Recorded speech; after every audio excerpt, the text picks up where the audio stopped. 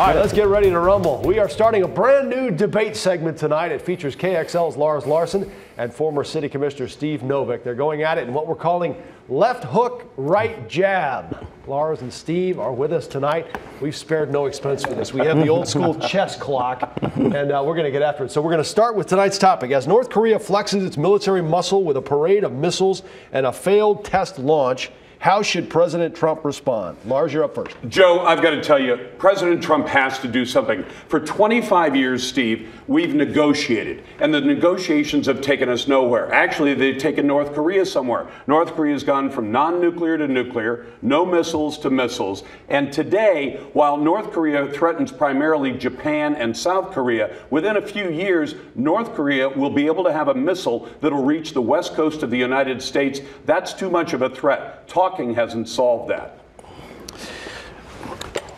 Well, Lars, what's interesting to me about President Trump's response to North Korea so far is that so far the response has consisted of abandoning his jobs program.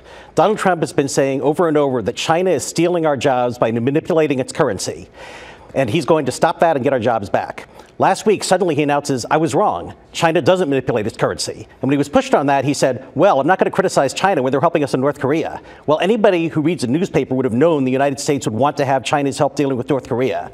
So Donald Trump has now said that he's abandoning his job strategy because he didn't understand basic facts about the relationship between the United States, China, and North Korea. Steve, I got to tell you something.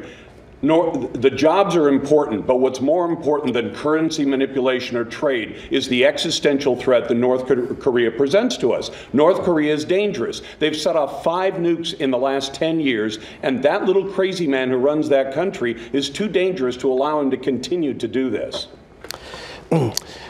I agree North Korea is a problem, but what's the solution? I listened to KT McFarland on your show, and basically her solution was we're relying on China to take care of it for us. And that does not, I mean, I hope she's right. I hope China will take care of all the problems in the world. But it's amazing that Donald Trump ran for president, apparently had some idea what he wanted to do about these issues. His big promise was we're going to get our jobs back from China. Now he abandons that at the drop of a hat. That's your president for you.